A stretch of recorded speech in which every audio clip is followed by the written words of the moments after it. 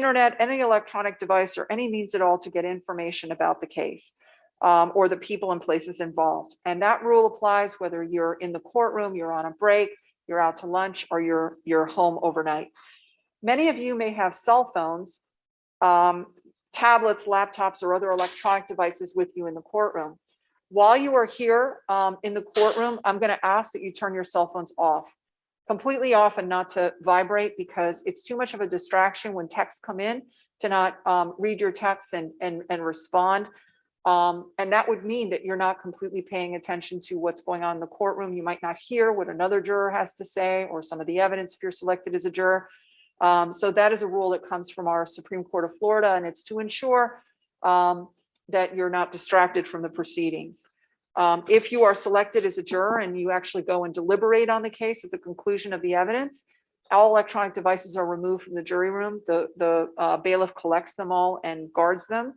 And then on breaks or recesses, they're returned to you so that you can maintain, you can address any issues that may come up.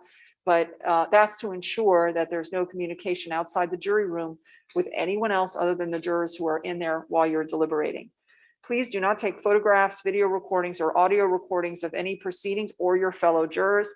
What are the reasons for the rules? These are fairly invasive rules for a judge to be telling you what you can and cannot do with your own cell phone, at least while you're in the courtroom, or telling you who you can and cannot communicate with, or doing research or anything else that you'd be free to do. You can't do as a juror. Why? Well, these rules are imposed because jurors must decide the case without distraction and only on evidence that is presented in the courtroom. So if you were to go and start investigating on your own, try to do research on your own, trying to get information on your own about the case, then I have no way to make sure that that information is even pertinent to this trial. And the parties have no way to challenge whatever it is that you might find out there. They can't ask questions regarding that evidence. They can't introduce their own evidence to refute whatever it is that you might find out there, to dispute the accuracy of whatever it is that you find. And that is completely contrary to our judicial system, which assures that every party has the right to ask questions and challenge the evidence that is brought forth in court, and to present argument with respect to that evidence. Any independent investigation by a juror unfairly and improperly prevents the parties from having the opportunity that the judicial system promises. Any juror who violates these restrictions jeopardizes the fairness of these proceedings, and a mistrial could result that would require us to begin the entire process all over from scratch. A mistrial is not only a tremendous expense and inconvenience to the parties, the court, and the taxpayers, but it also would mean that your time, which you're investing here today, would have been for nothing. And imagine if you were a juror selected and you spent a month of your life sitting in a trial, and one juror decides to go rogue, do their own investigation, or crowdsource their own verdict by talking to all of their friends and followers about it, and it comes to light and I have to declare a mistrial and start from scratch. That month of your life would have been wasted. And there's only one thing that can never be returned to you, which is your time. Once time passes, it's gone forever. And I don't want to waste your time. I really, and I'm sure you don't want to waste each other's time. So in 13 years that I've been a judge, I've never had an issue with a juror that violated these restrictions. My orders have always been followed. I've always been respected. But some of my colleagues have not been so lucky. And these are things that occasionally happen. So I want to make sure that you're aware. We have had contempt proceedings initiated against members of the jury who violated these restrictions. In Palm Beach, their chief judge, I think it was in 2019, actually held contempt proceedings and placed a juror in jail for violating these restrictions. I hope never, ever to be placed in that position. I never have been. I certainly hope and believe that I never will be, but I want to make sure that you all understand how seriously we take this, because each juror should be deciding their verdict based on the same information that every other juror has also seen and heard inside this courtroom, in front of the lawyers and in front of the judge, and not on a different field of information that might be inaccurate, untrue, have nothing to do with the case, and the lawyers have no opportunity to refute it. So that's the reason why we have these rules. And as I'm sure you understand, it's pretty important. Of course, all of your communications, either with personnel or with me, will be part of the record of these proceedings. So either you and I are going to have a discussion, or you'll be answering the attorney's questions shortly out loud. Or if there's any communications in writing, the writing is filed with the court clerk. So if there's any issues that come, other than where do I park and how do I get my parking, reimbursed, those kinds of nuts and bolts, anything else that comes to your attention that you tell Frances or one of the bailiffs and she brings to my attention, I have to bring to the attention of the lawyers to ensure that it's made public. So you can communicate directly regarding anything having to do with your safety and your comfort. And if you become of any violation of these instructions or any other instruction I give you, please make sure that I know by telling the bailiff. Finally, we're going to begin what is called voir dire or jury selection. This is the part of the case where the lawyers have the opportunity to talk to you. This is the only part of the case that they have the opportunity to talk to you and get answers to certain questions from you. It's very important because we need to ensure that every person who is selected to be part of this jury is neutral, and impartial. In other words, we all believe that we are fair and impartial, but we come here with a whole life full of experiences behind us. And it could be that you either have a life experience or a firmly held belief in something that might affect your ability to be impartial on some of the issues to be decided. That's not a judgment on you. That's actually really important information that we need to know to be sure that all jurors who are selected are able to decide the case based on the evidence and not based on anything else. Not based on what they remember happened to their mother, or not based on anything that may have happened to themselves, or based on something that they believe to be so. That would be unfair.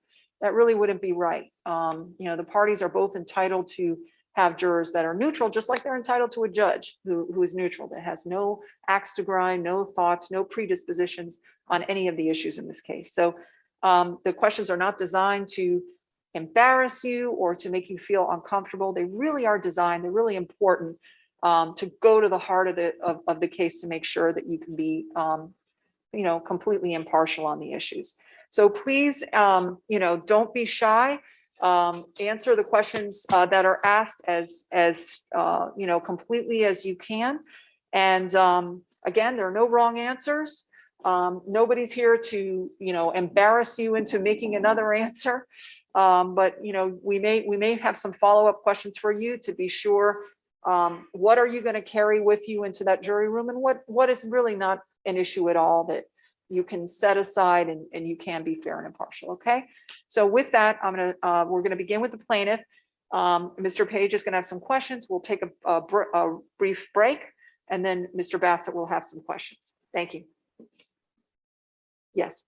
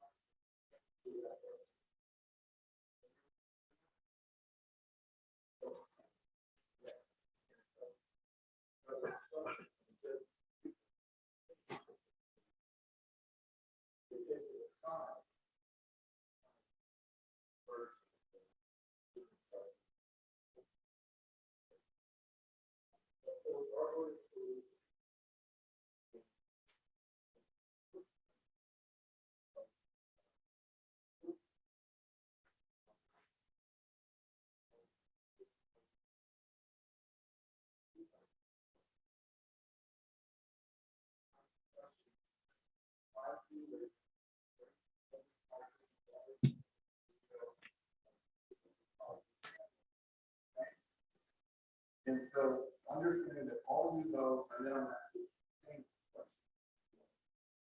So understanding that all you know right now, plaintiff has the burden of proof, but you know that. You admit it, you're supposed to give this partial responsibility on two of the things. First thing, two of the things you admitted that Mr. Young bears some partial responsibility. And we represent the right of a cigarette smoker who smokes cigarettes, and that's it.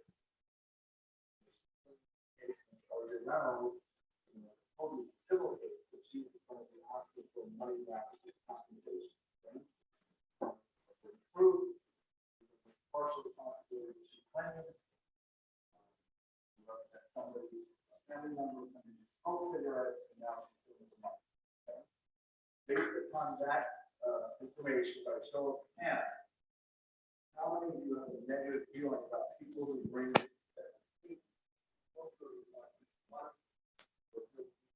cases of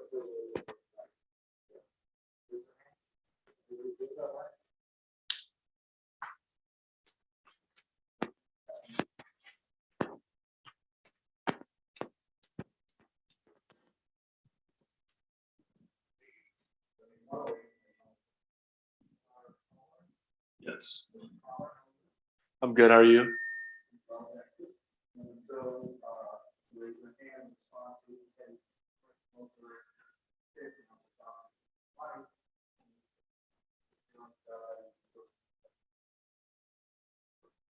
Yes. and again, I think that makes it kind of we understand that everybody has different ideas. Well, everybody's so different. People come from different backgrounds, different center, learn different things, be different. Nobody's gonna try to.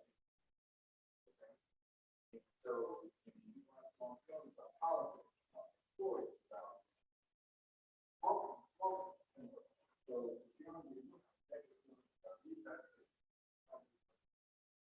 Well, I've had multiple, not immediate family members, people who are close that have died from smoking. And I see that like the causes of smoking is very well known. Like people know the negative effects of nicotine and what tobacco does to a person. So I believe that like it's more of like the person's fault because they know the effects that smoking brings. So if they continue to smoke, then it's more of their fault for bringing that upon themselves.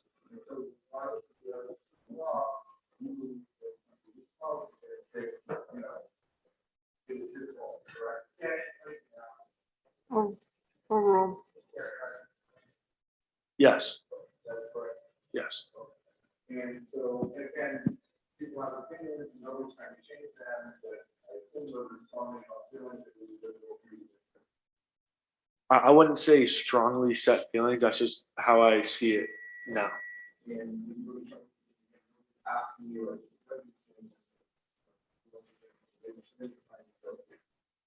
but let me just say, the life experience you have is take most of the fault. So, Yes. Yes. Yes. and that would be feeling that you most likely bring with you back into the room. I wouldn't say I would bring it into the jury. That's just how I feel like currently. let me ask it this way. We, like I said it in the beginning, no one's going to talk you out of your feelings or your thoughts. We just want to clarify a couple things. Given that this is your feeling about it because of the people in your life that you have seen get sick and die from smoking cigarettes, and in your opinion that that it was their decision not to quit or their decision to smoke that led to that. You said that's how you see it. Smoking, more or less smoking is their choice. Is there any possibility that if you go into the jury room, that those thoughts or feelings could influence how you decide this case? No, I wouldn't let those feelings influence. So let me ask you this, again, you understand. This is,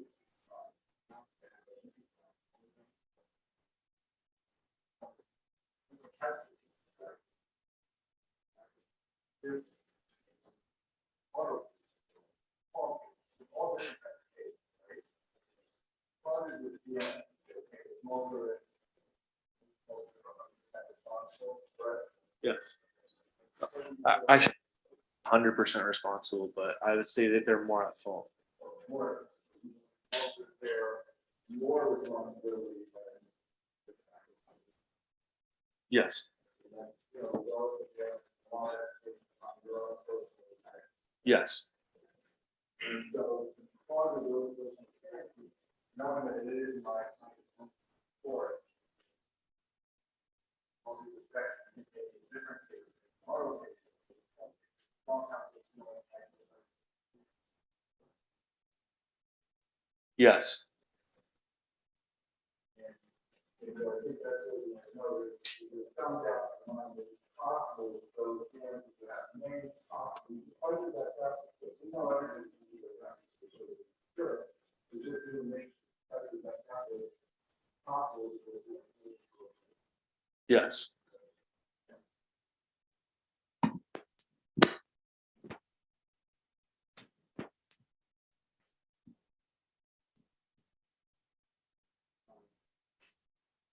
Anybody on this side is reading Mr. That will be your name on.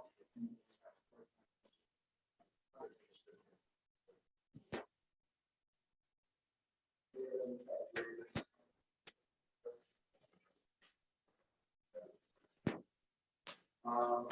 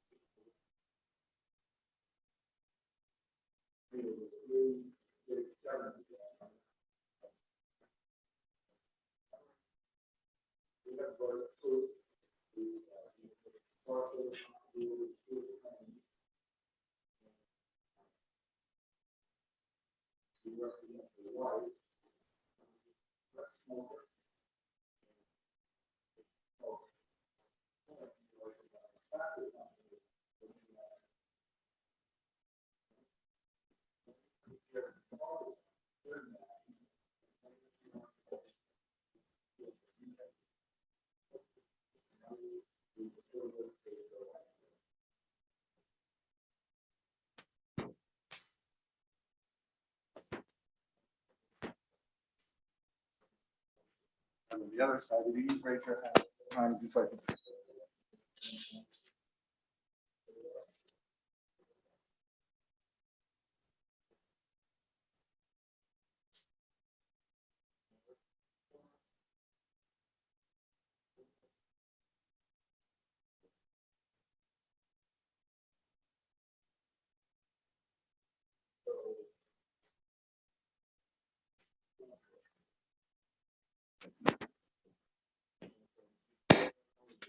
I'm fine, thank you.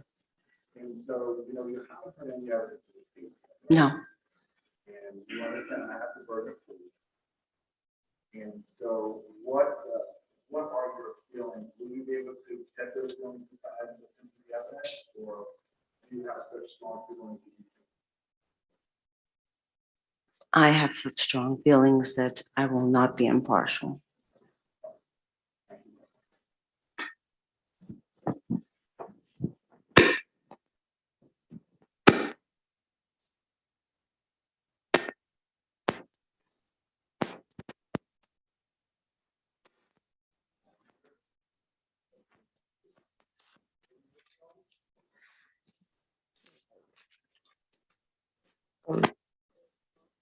Is it on?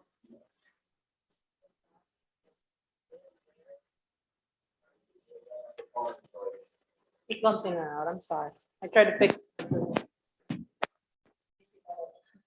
They're aware of what smoking cigarettes come with, so I know that he was informed on what could have happened to him if he continued smoking, but I feel like it's a choice.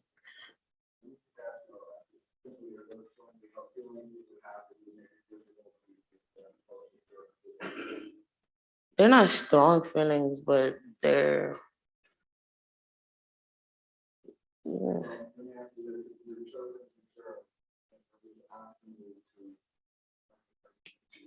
Mhm.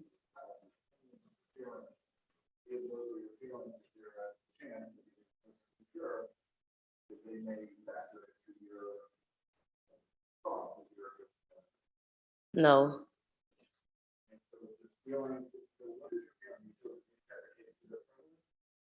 they're what?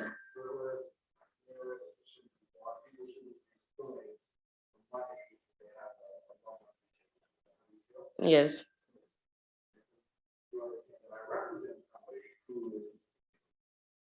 family member who's still living with somebody who starts to smoke, right? yes, And you feel that your life experience is not involved, right? no. You don't feel that way? But it should not be done. It should not be brought because, like I said, they're aware of what smoking cigarettes come with. Okay. And so because you, for the type of case that I'm bringing, should not be brought at all. You see how that is the thing my client is. Find your best efforts to be impartial, you see how that is for my client. A little bit fine. Yes, Overall, yes. And so why do you think that is for my client? Because, you know, I was using the only indication. Mm-hmm. I'm bringing that. Yes.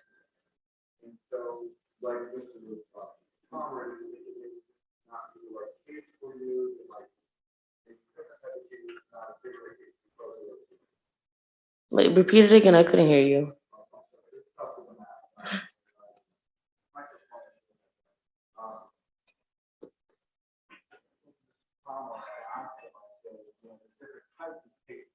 Mhm. Commercial cases, automobile cases, this is a property, right? Only you don't make that case, it should be brought, you know, Yes. those deals, you may- maybe you need to better serving the juror in a different type of case, not a case. No, it wouldn't change anything for me. Either way, I'll still state my opinion and what I feel about the case. Let me give it just one question for you. So remember in the beginning, I know that I read a lot of information to you in the very beginning, but one of the things that I read was that if you are selected as a juror, you're just like a judge. I'm the judge of the law. I have to make sure that the law is correct throughout the trial and that this is conducted according to our rules.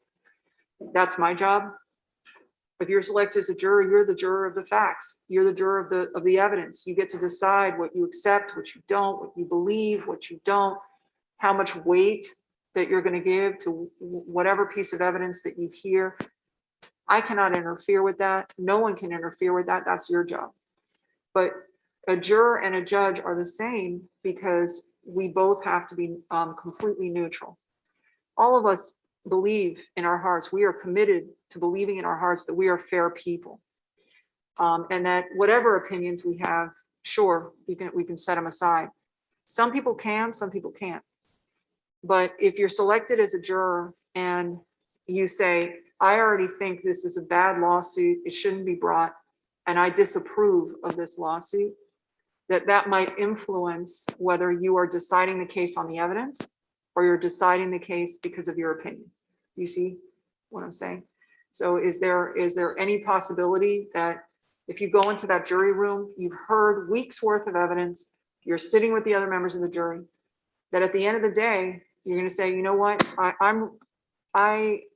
I'm influenced, or I believe that this should never have been brought in the first place. That your opinion or your feeling about that could influence how you see the case. Is that a concern that we should have? No, once I hear the evidence, in fact, it'll change.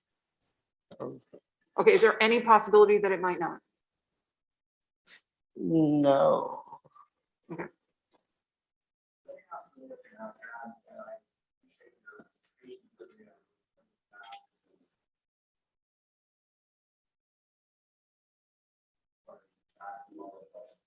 Mhm.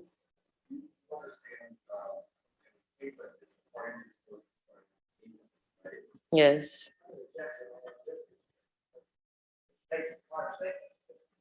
I'm sorry, can you just repeat the question, please? You know, one of the issues is membership. You have to prove, my burden is prove the conviction of the legal cause of the one cancer death. Remember that? But for that issue, the parties are supposed to be starting out even. You understand that? Contradiction.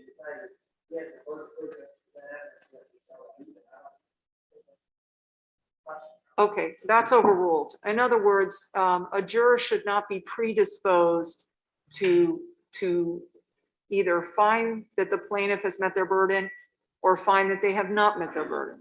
I mean, the plaintiff is the one, the person who brings the lawsuit, the plaintiff is the one that has the responsibility, the obligation, the burden to bring all the evidence forth and to prove their case. They have the obligation to prove their case. So at the very beginning of the case, a juror should not already have decided, I'm primed or I'm inclined to help the plaintiff prove their case because I already think that, you know, what happened here was wrong without hearing evidence. Or the opposite. I am really dubious, skeptical, you know, I really don't think this should even be a lawsuit in court. It means that you aren't completely open, you know, to hearing the evidence and making a decision. Is that what you're getting at, Mr. Page? Yeah, I was going to ask, but there are some sort of either as a public proof. I just want to know if these courts and these lawsuits shouldn't be brought. Starting out a little bit on my idea. Yeah, just a little, but And so that's all I want to know. You understand though, in the case you know, I understand who's hiring, no doubt in my mind, zero doubt. Okay? But you understand in a case like this where it's like, I'm only paid for it, it would be a disadvantage for her to have insurance or if we're starting out even a little bit, but that wouldn't be right. You understand? Yes, I understand.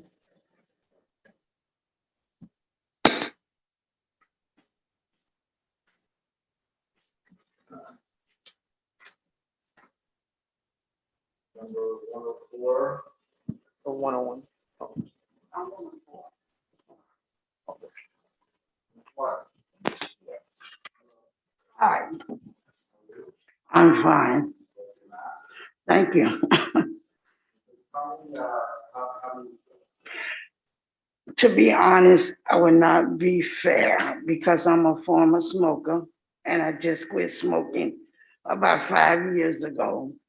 And I know the effect that I had.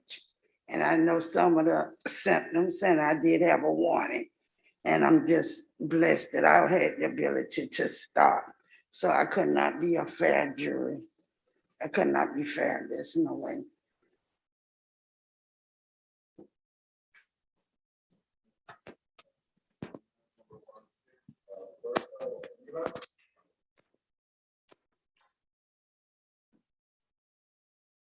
I think it's the personal responsibility of the smoke, you know.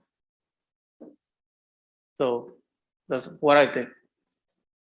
I don't Is- understand. Can you repeat that, It's please? the personal responsibility if they smoke. They know what they're doing. So if they don't stop at a certain point, they're gonna get sick. And so because of your feelings of, okay, and I did it for everybody. We start seeing children here today, we have no lives, and we need our own job, our own family. And here, you know, we all appreciate that. I have no doubt that anybody shows you whatever you do the best of their life. Because of those personal feelings, difficult to be fair. Probably like not 100%, but probably yeah.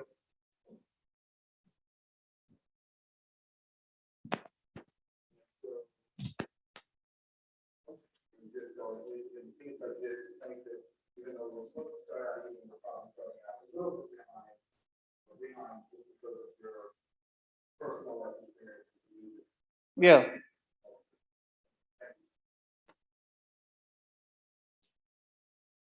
And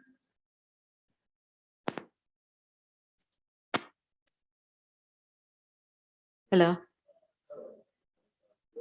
Yes, that's correct. Good, thank you.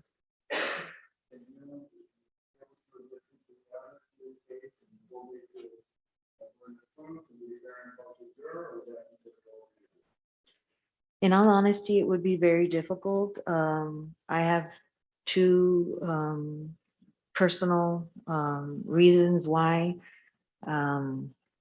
I lost my grandmother at an early age to smoking, and my father quit smoking 15 plus years ago because he had the beginning stages of a medical condition that resulted as a result of smoking. So it would, in all honesty, it would be difficult for me.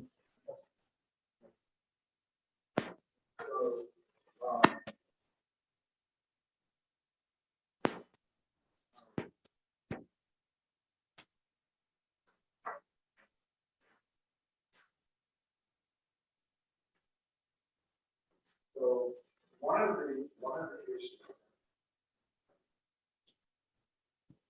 issues that I want to do, version of this, actually, but one of the issues is mitigating, right? That our burden of proof is one of the things that people in reality. Some people think that if you were playing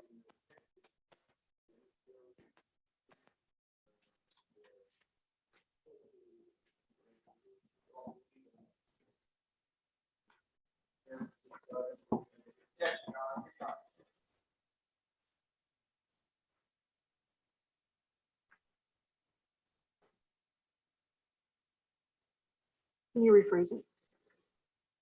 some people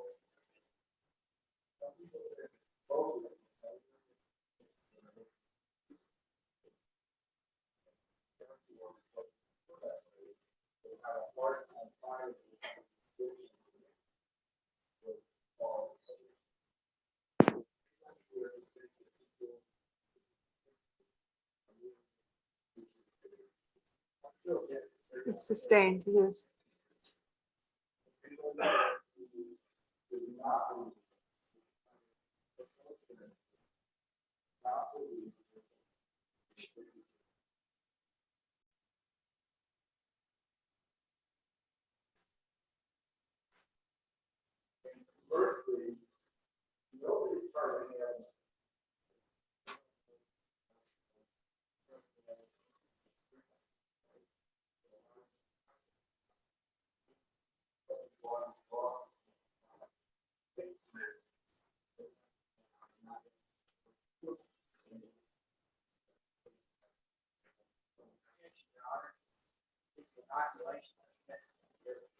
Okay, that's overruled. But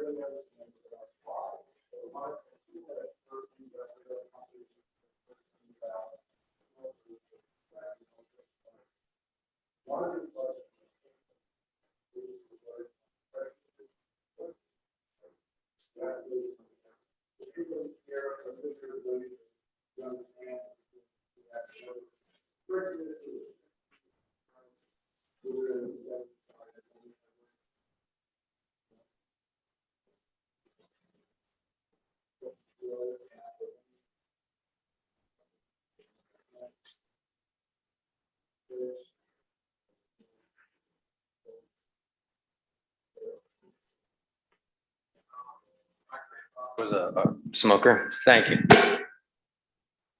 And he ended up getting cancer from that many, many years ago. I also work at a biotech company focused in cancer. So I feel like I'm very, I don't say like one side or the other, but very much against cigarettes and smoking and the health effects because of that. So did want to share that.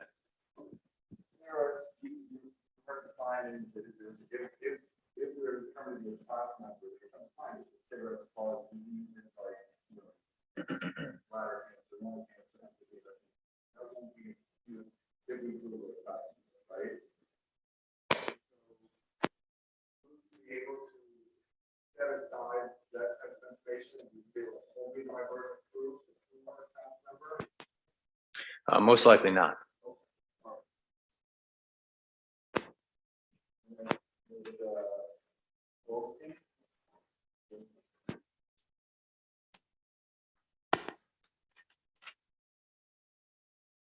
I already know how I feel. We haven't even started this trial. I'm not even on the jury yet.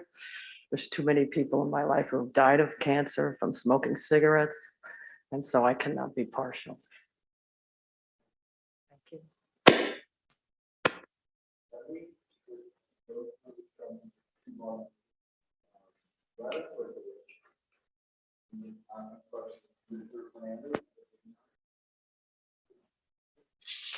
So when you first started out with the case, smaller or similar down to actual company, you go to deal with I just believe that if you are a smoker, that all the smoking comes with all those type of risks.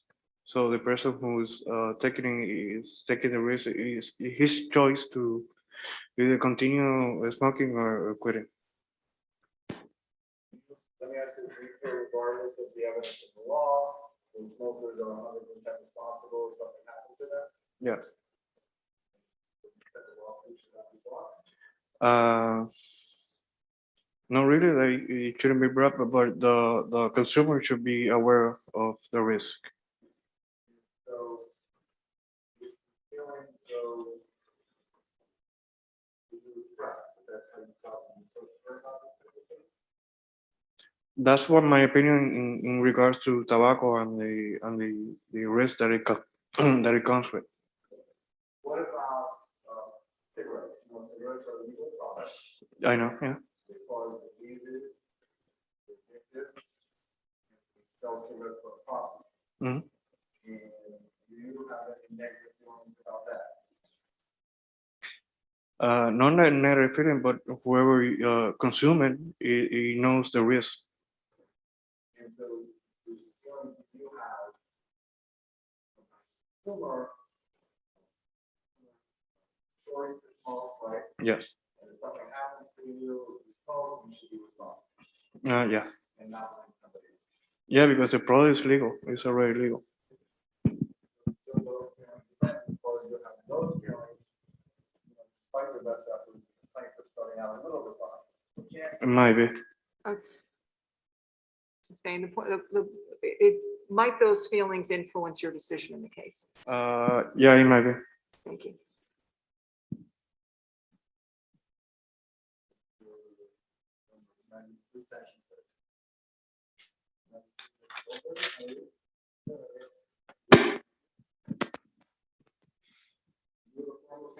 Yes. Yep. How old were you when you started? 17. What brand did you smoke? Marlboro And how much did you smoke? pack a day. So, when did you quit? Probably 5 years ago. And was it easier or harder for you?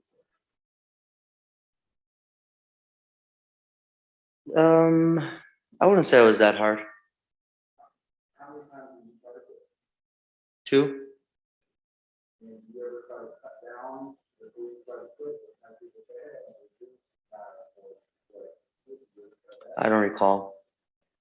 and so, did you use anything like, I know, the patches, e-cigarettes, E-cigarettes. Correct. and so cigarettes have nicotine, Correct. and so to get off cigarettes that have nicotine, that's something that's healthy. Correct.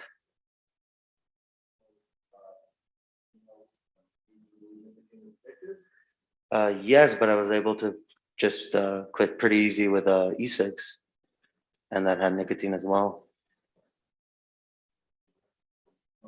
The other than the nicotine you smoke now doesn't have tobacco. Correct. But I don't smoke e-cigarettes anymore either. Okay. And so when you put the e-cigarettes, you, sometimes people leave off of them, they do, the nicotine that I did it. I don't remember. It was also a while ago. And,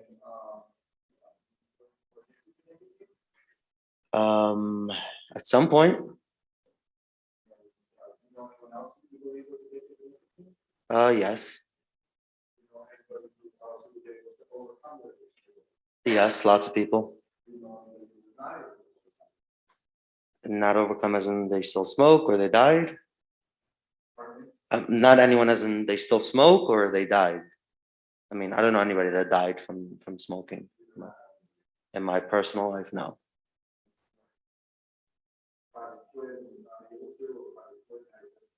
Most likely, yes. So, what was your feeling? I would say mixed feelings because again, I was able to quit. So, if I can quit, then in my mind, so can somebody else. And sometimes you might like something with your Agreed. Or worse. Correct. Correct. But, when you heard about the case, it was a legal process, right? Right. Right.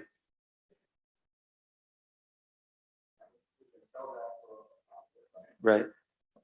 So when you heard about this type of case, not your company, somebody, you have.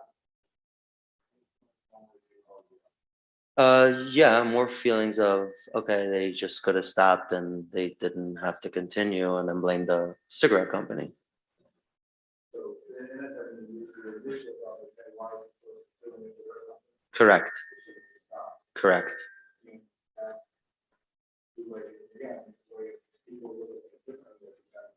Right. Right. And so you're feeling that, hey, this guy should stop, like, the cigarette company, because of this, and there was no question of fair, because of Definitely.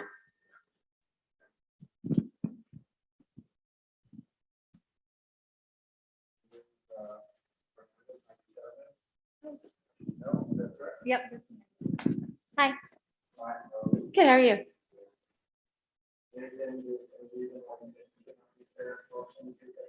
No.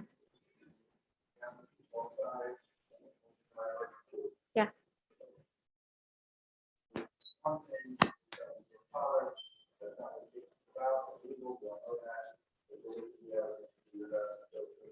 Yes. I'm impartial. Yeah.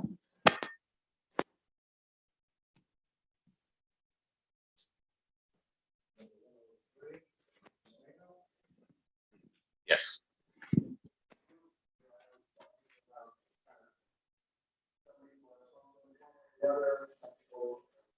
Yeah, my father died of emphysema, and I was there for the whole thing. I don't think I could be impartial.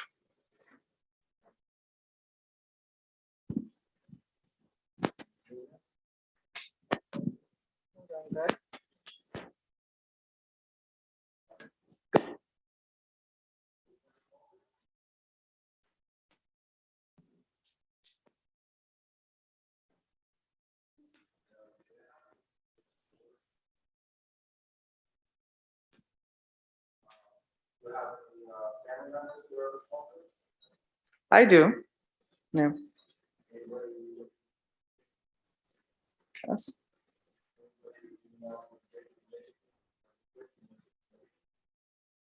Yes and no. Yeah, I have both.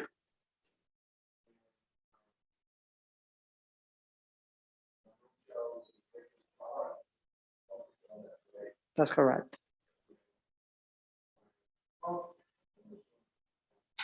What was that again? That's correct.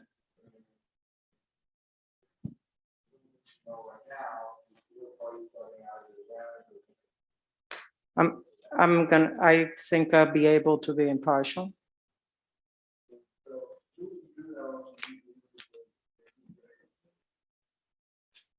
I have friends that I know, and I know they use the products, and others that have difficult times getting rid of it. So.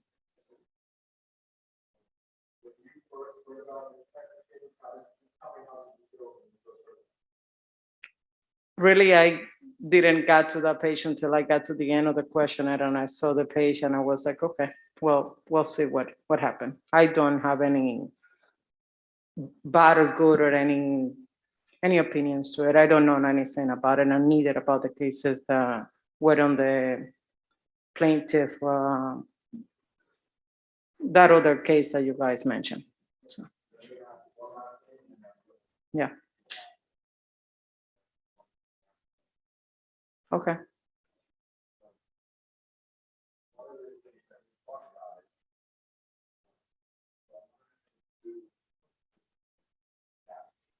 Okay.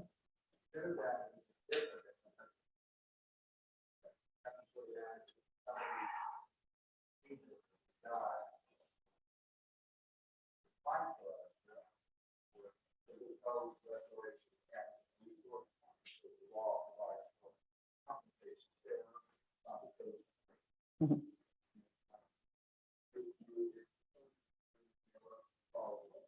Yes.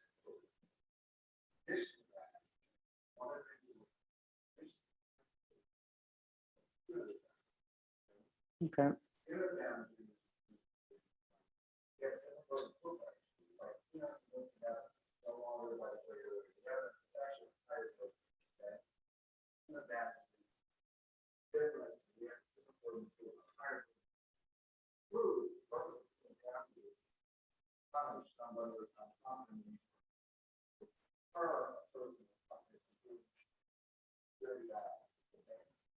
And so, doing that is so artificial. Complicate my client 100%. What we do by doing this evidence, that they should be punished. Damages is the word. In addition, the water, the local charity, the local student. Do you have any problem with that? Not really.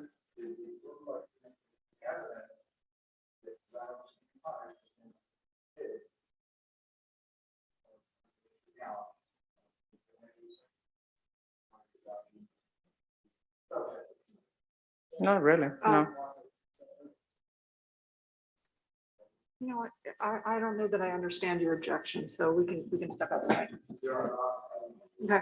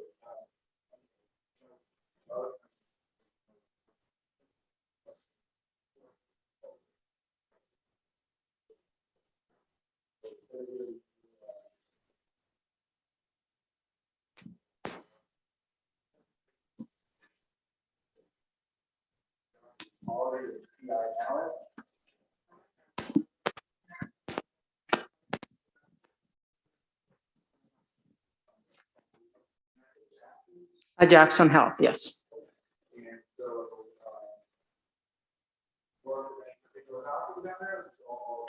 I work for the hospital. I'm a nurse and I do quality performance improvement for the hospital.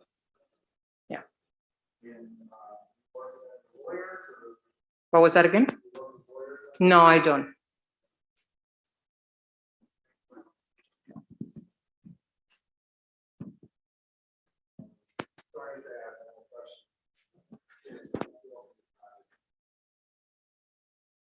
All right, well, I'm going to give you all 10 minutes so you can stretch your legs, use the facilities. My bailiffs will explain where you go. It's an ancient courthouse, so there are a ton of bathrooms everywhere, so they'll explain where you can go.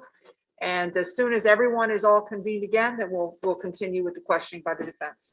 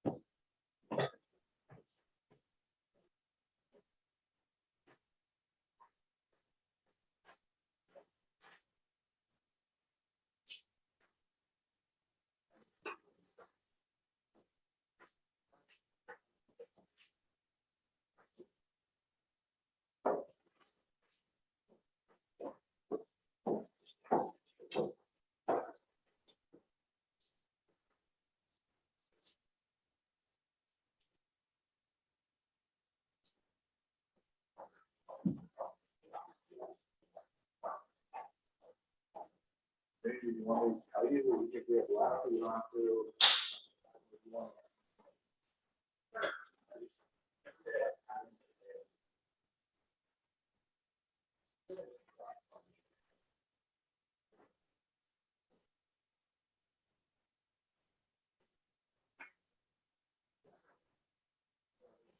Robert, how many,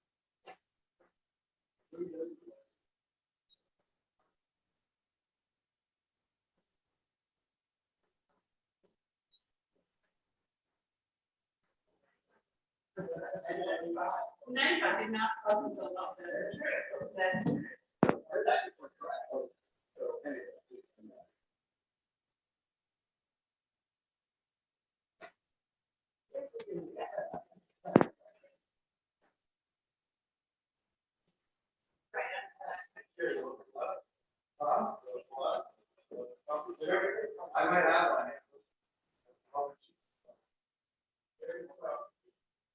Sure.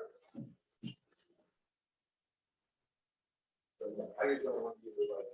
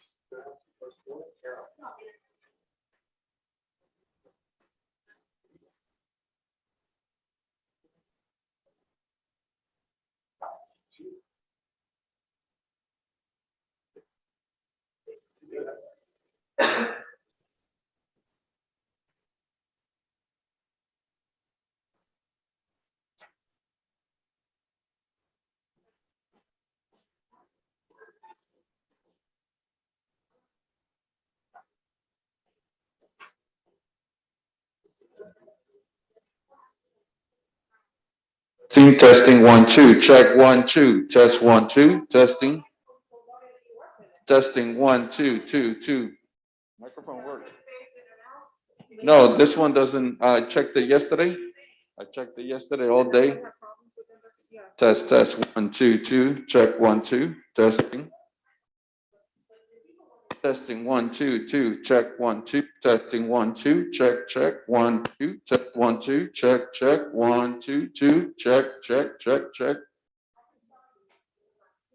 Yeah. Yeah. Check 1 2 2 2, check 1 2, check 1 2, test 1 2, check.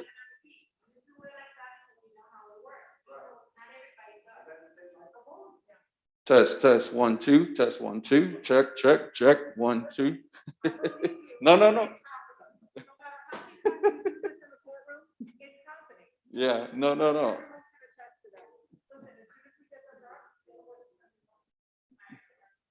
Check 1 2, test 1 2, testing 1 2, check 1 2. Testing 1 2, check 1 2, test 1 2, check 1 2.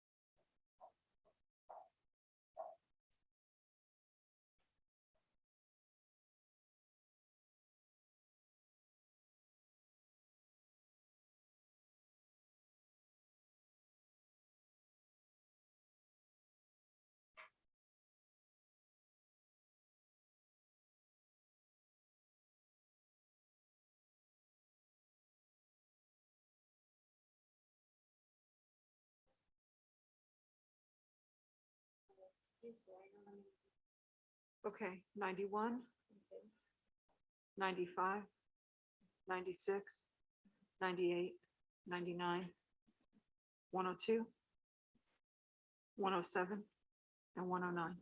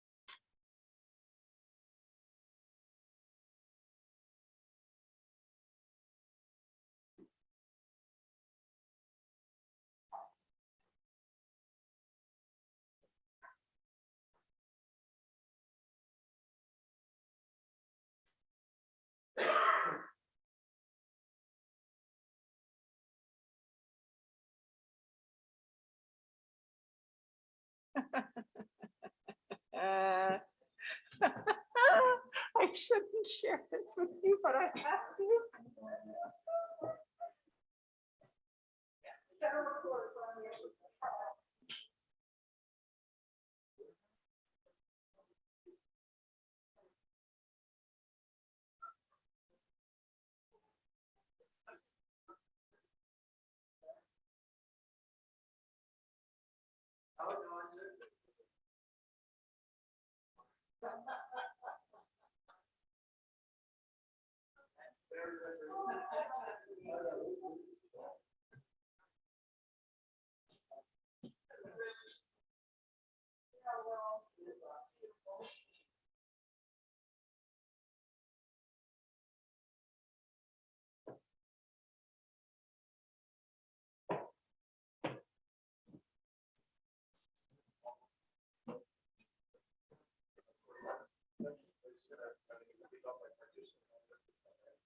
I want this up. I I do. If I'm taking my mask off and I have a witness here, I especially want it up. You never know.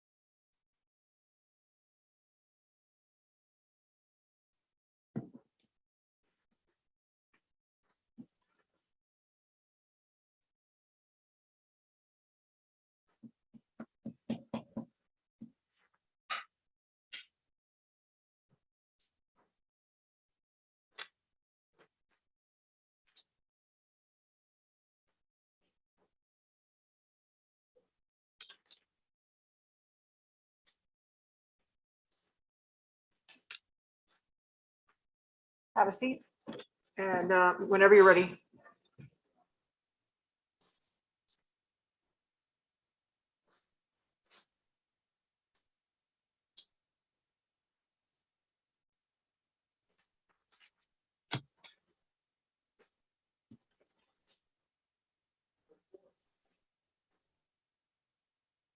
Good morning, everyone.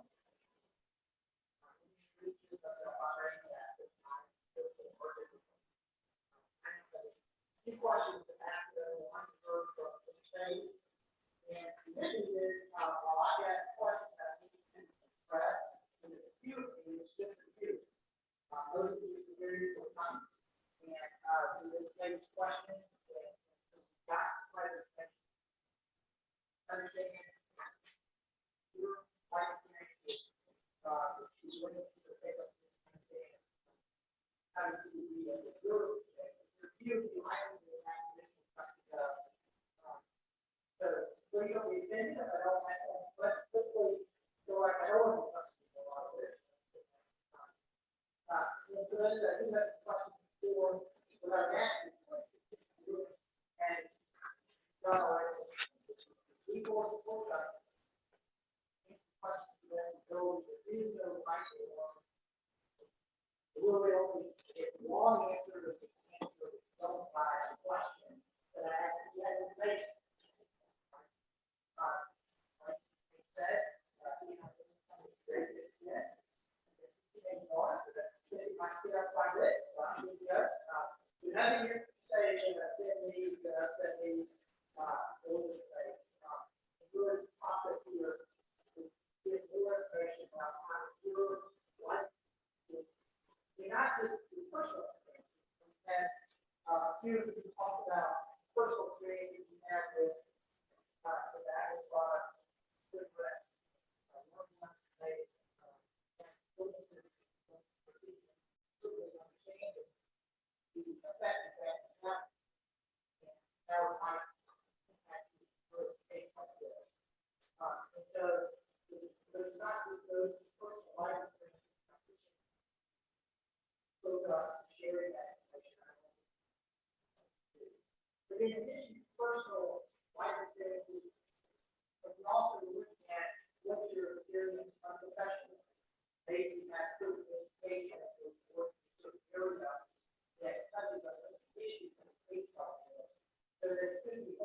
you based on your education and professional experience to see the evidence in a case like this without any fact that evidence affected through your own education and professional experience.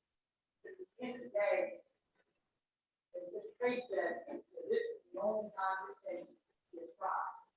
And I know one juror at the court will go to reach a decision based on what they see here and the evidence presented today.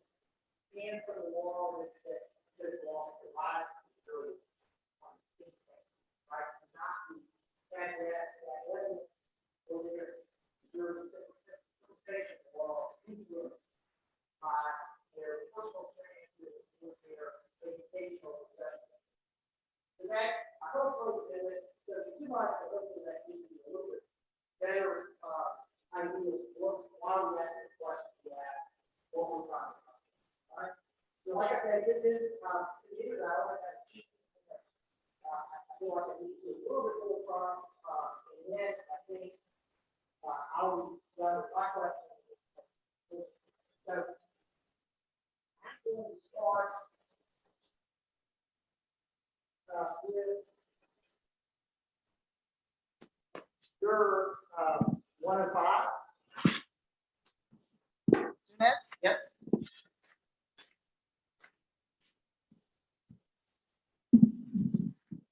Hello. Look at the clock, I can tell us, the morning of the next thing. What's the problem? Good morning. Good morning. How are you? Good. How are you?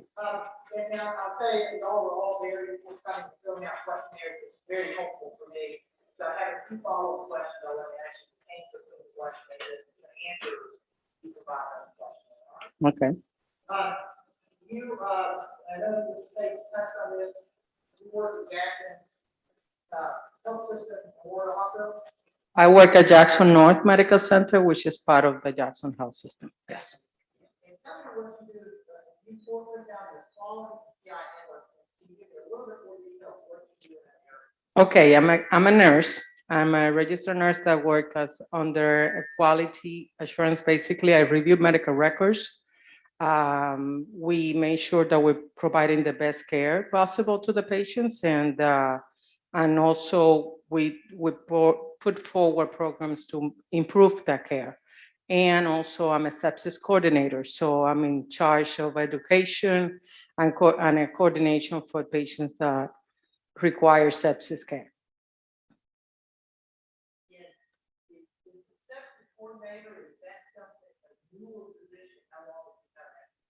I started on that position about 2.5 years ago. Generally, sepsis seems to be kind of a big issue that we hear a lot more about today. This is a more recent thing that the hospital has done, that has someone focused on treating you, I guess, putting like programs to treat patients who are coming down with sepsis water. That's correct. And then on the quality control piece, is this something that the hospital put in place, or is this something like, I know the government has a lot of programs, they want hospitals to do quality control as part of the reimbursement program. Both. And how long did you do that program? I started on that program about the same time. Before that, I was an emergency nurse. So when you were working as a registered nurse, what did you do? I was an emergency nurse. Oh, emergency room. Yes. And how long were you emergency room? Almost 20 years. Thank you. I imagine as emergency room nurse, did you interact with patients who had smoking-related illnesses? Of course. And as part of your time in the emergency room, you interact with help treat those patients based on emergency conditions they were experiencing from that smoking-related. Yes. And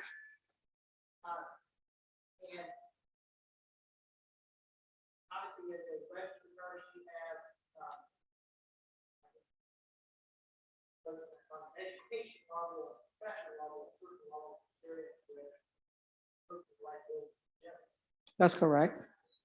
That includes addiction to cigarettes and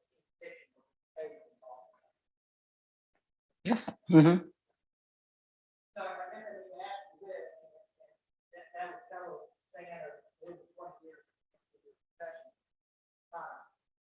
Case like this where it's going, there should be testimony presented about, rules, about. We're asking the group to be able to listen to evidence. Go to the court and make that decision on that. All.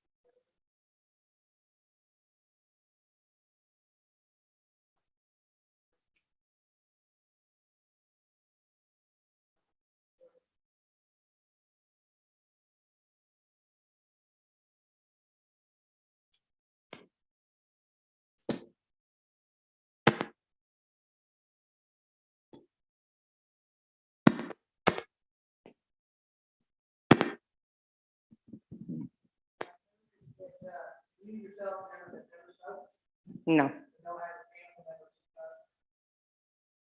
My brother at one point smoked. No, I think he stopped already.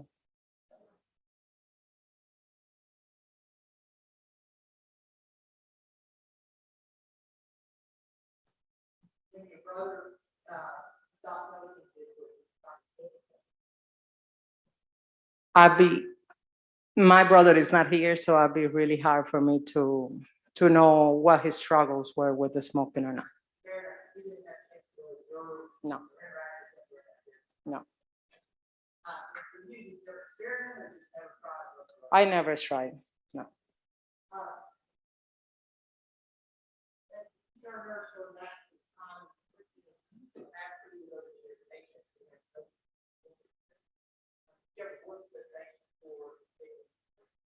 Well, part of the nursing job is basically education, and there goes healthy habits that they should acquire in order to compensate for the illnesses. So, yes.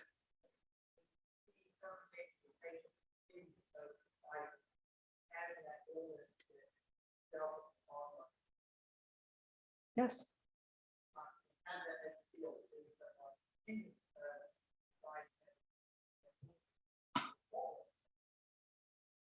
Okay, when it comes to it's a personal decision sometimes to make, but also not everybody succeed at everything they try to make. So my job as a nurse is not to judge why people are either smoking or doing drugs or doing any type of stuff or not complying with their medical regimen. My job is to basically tell them what would be better for them to do and to not be in the position to be in the emergency room again as frequently. So.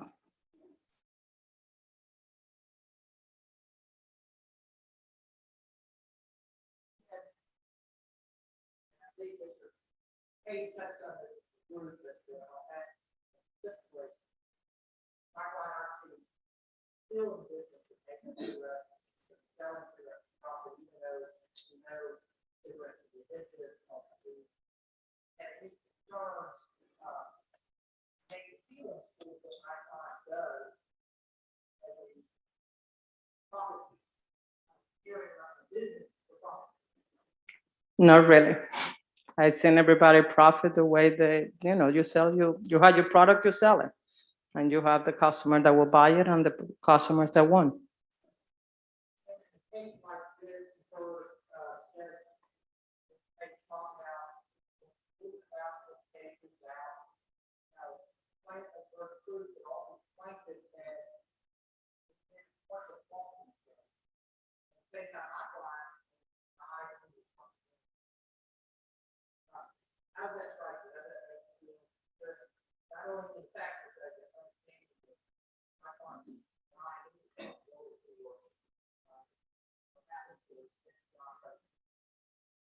I don't have any feeling other than, I don't know.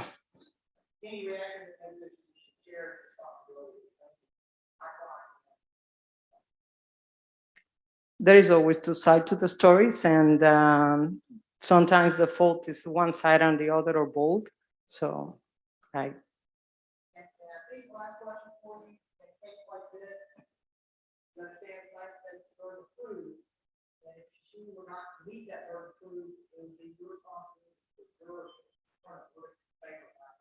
That's correct.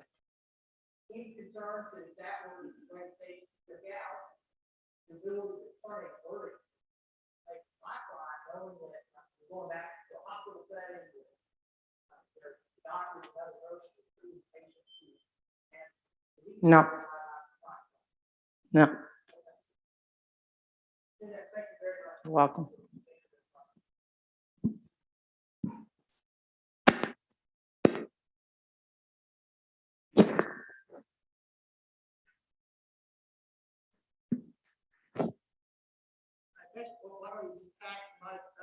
Number 101. And that is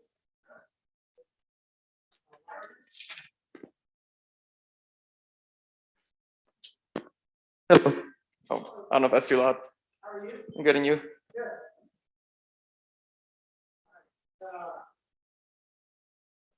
Again, I'll just ask you for that forth from different jurors and say any general feelings you have about this kind of case.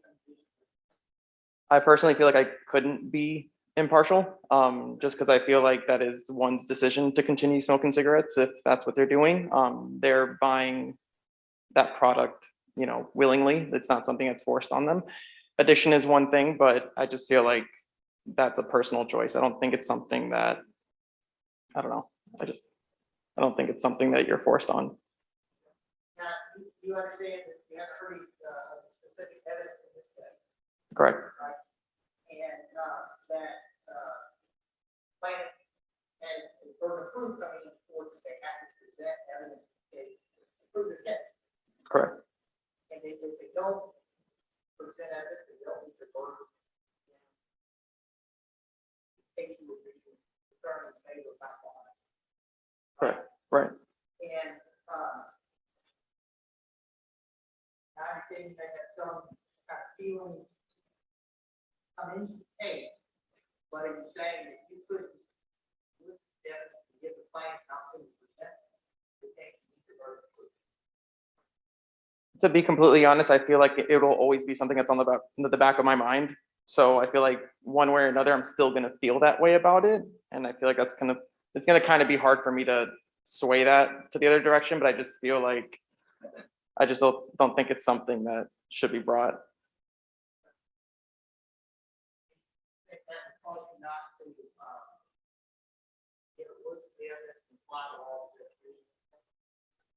Probably.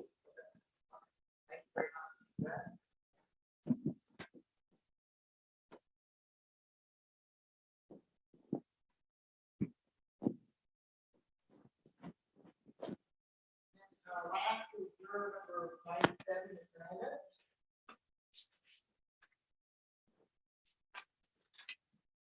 Esther Hernandez? Hi.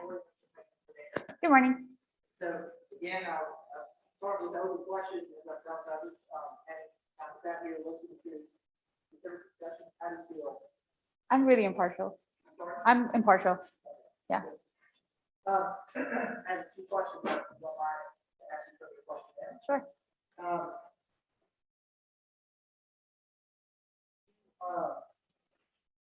After you noted that you were involved in supervising process for the salon manager, Yes. how long was that? About 8 months ago.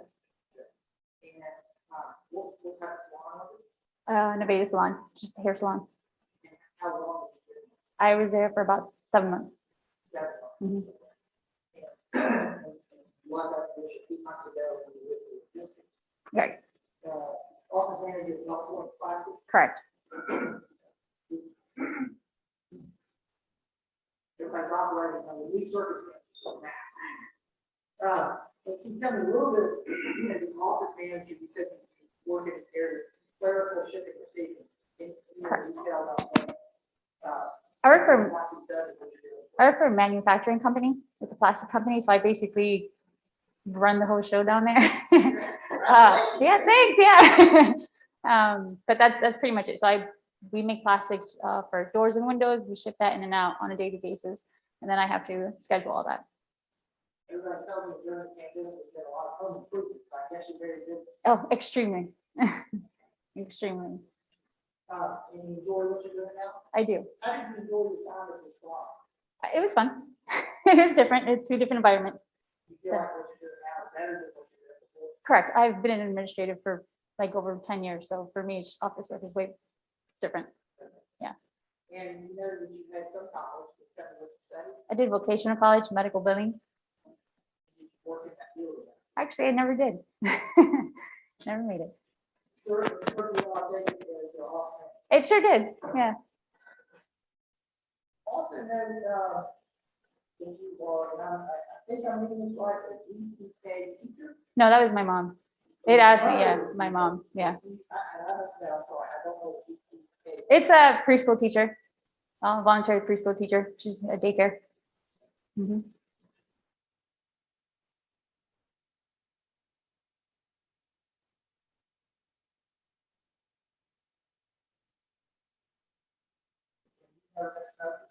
No, I've tried it, but not a smoker. Yeah, that was it. Try. Doesn't call my attention, doesn't do anything. My uncle, he passed away, but it wasn't from smoking. He was a drinker. That's kind of where it came from. He did not. Not really. Yeah. Your mother is a preschool teacher.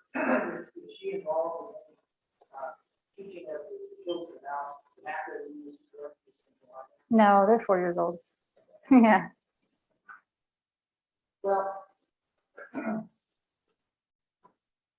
this other question I have is, in a case like this, is there anything you think of in your background and social strategies, life influence, the way you can see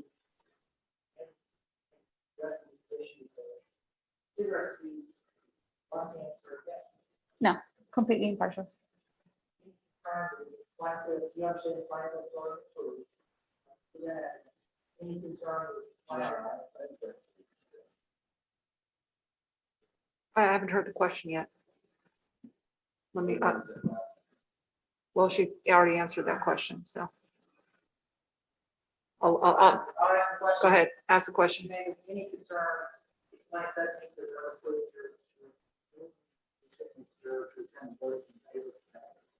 No concerns. It's overruled. You're able to reach a verdict. You're not predisposed on either side. You can hold the plaintiff to their burden of proof, and there's no hesitation on returning a verdict.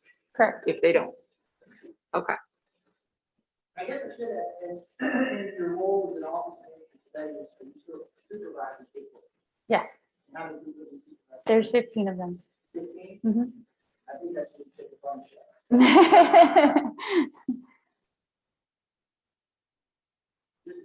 Sure.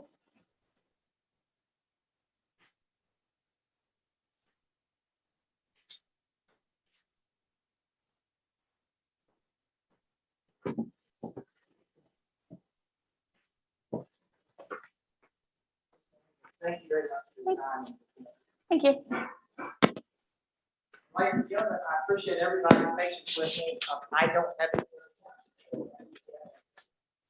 Folks, so we're gonna go through our next round of selections. So just bear with us if you don't mind, just stay where you are. It's really only gonna take us a couple of minutes and we'll be right back with you.